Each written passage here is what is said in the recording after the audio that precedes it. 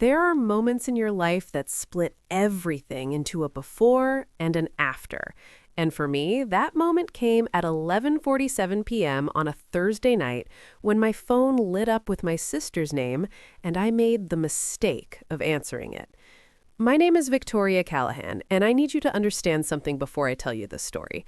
I am not someone who asks for pity, I am not someone who chases attention, and for most of my adult life, I was completely invisible to the people who were supposed to love me the most, and I had made my peace with that. Or at least I thought I had. I grew up as the quiet one, the plain one, the sister who wore sensible shoes and carried a tote bag, while my sister Claire floated through life in designer heels that our parents sacrificed to buy her. And I never resented her for it, not really, because I had found my own path, quietly, steadily, in a way that nobody in my family ever bothered to ask about.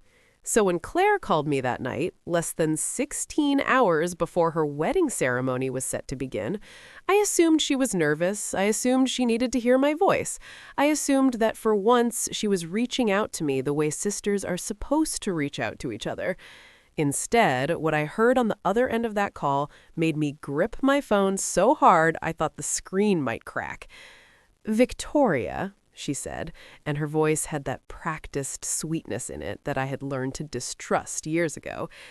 "I've been thinking, and I really feel like it would be better for everyone if you didn't come tomorrow." I didn't speak.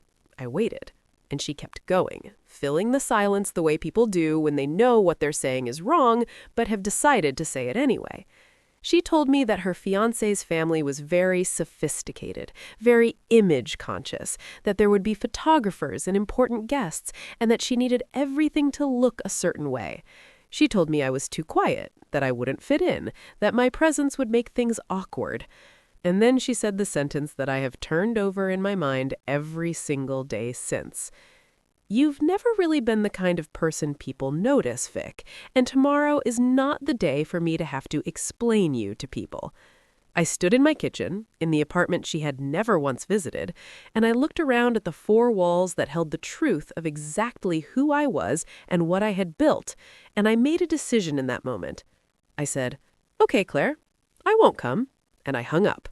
What I did not tell her was that 6 hours earlier, I had received a phone call of my own, and the person on the other end of that call was someone whose name Claire had spoken with admiration her entire life, someone who was going to be sitting in the front row of her wedding the very next morning, and that person had no idea that the woman they'd just spoken to and the woman being uninvited from the wedding were the same person. By the time Claire's ceremony began, I was somewhere she never expected, and someone who recognized me immediately was about to make sure the entire room knew it too. The morning of Claire's wedding, I woke up at 6 a.m. the same way I always do, with purpose, with clarity, and with the kind of quiet confidence that only comes from knowing exactly who you are when no one is watching. I made my coffee, I sat by my window, and I told myself I was not going to think about it. I was not going to let Claire's words replay in my head. I was not going to give her that power over me on what was supposed to be her perfect day. But then my phone buzzed, and it was a message from my colleague James, and all it said was, "I just got to the venue. Wait, isn't this your family's wedding?" And my stomach dropped. Because James was not just any colleague. James was the one person in that building who knew every single detail of what had happened the day before. He was there when the call came in. He saw my face when I heard the news. And the fact that he was now standing inside the venue where my sister was about to get married told me that the collision I had been trying to avoid was no longer something I had any control over. I need to stop here and explain something, because without this piece, none of what comes next will make sense. For the past 3 years, I had been working as a senior consultant for one of the most respected firms in the country, and 6 hours before Claire uninvited me from her wedding, I had received a call confirming that I had just been named the lead advisor on a partnership deal that had been in negotiation for months. a deal that involved a company whose founder was a man named Richard Hargrove, a man whose name I had heard Claire mention at least a dozen times over the last year, with a kind of breathless admiration. A man who, as I was now realizing while staring at James's message, was the father of the groom. I sat with that information for exactly 4 minutes. Then I typed back to James and told him not to say a word. I got dressed, I called a car, and I made a decision that I want you to understand was not about revenge. It was about something far simpler than that. It was about the fact that I had a professional obligation to attend a meeting that had been scheduled for that afternoon with Richard Hargrove himself. And Richard Hargrove had personally requested that I be there.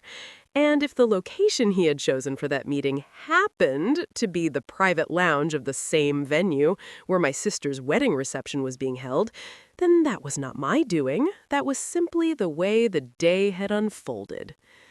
I walked through those doors in the dress I had bought for a work dinner, calm, composed, and completely prepared for what I had to do. What I was not prepared for was seeing Claire's face the moment her new mother-in-law stood up, crossed the room, and said my name out loud in front of everyone. The room did not go silent all at once. It happened in waves, starting from the table closest to the door where I was standing, spreading outward like a ripple until the music felt too loud, and then suddenly someone turned it down, and the only sound left was the clicking of heels on marble as Richard Hargrove's wife, a tall, elegant woman named Patricia, walked toward me with both hands outstretched and a smile on her face that was warm and completely genuine and absolutely devastating in its timing.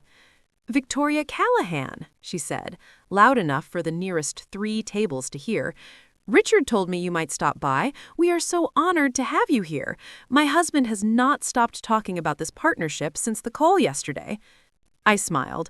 I shook her hands. I said everything a professional is supposed to say in that moment, and the entire time I could feel a pair of eyes burning into the side of my face from across the room, and I did not have to turn my head to know whose eyes they were.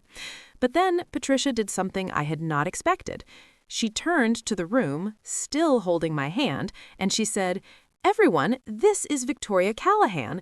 She is the brilliant woman who is going to be leading the most important project our family's company has undertaken in 20 years. And the applause that followed was polite and genuine and completely surreal, because somewhere in that applause was my mother, who had not called me once since Claire told her I wasn't coming, and somewhere in that applause was my father, who had always quietly agreed with whatever Claire decided, and right in the center of it all was Claire herself, standing in her wedding dress, holding a glass of champagne that she had completely forgotten to drink. I did not walk over to her. I did not make a scene. I did not do any of the things she had spent her whole life expecting me to do, because she had spent her whole life believing I was the kind of person who could be managed, dismissed, and uninvited without consequence. Instead, it was Claire who walked over to me 20 minutes later, after the formalities were done and Richard Hargrove had shaken my hand and confirmed our Monday meeting, and her new father-in-law had looked at her with an expression she was clearly not prepared for. She came to me quietly, she touched my arm, and she said, "Vic, I didn't know." And those 3 words carried the full weight of every assumption she had ever made about me. I looked at my sister, in her beautiful dress, on her wedding day, and I felt something I had not expected to feel. Not triumph, not anger, but a profound and bone-deep sadness that it had taken this moment for her to finally see me. I said, "I know you didn't, Claire. That was always the problem." I stayed for the meeting, I shook every hand I needed to shake, and I left before the cake was cut. On my way out, my phone buzzed with a message from my mother. It said, "We need to talk."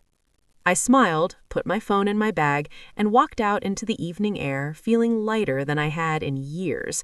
Because some doors, when they finally open, are not the ones you spent your whole life knocking on. They're the ones that were always waiting for you to stop apologizing for who you are and simply walk through.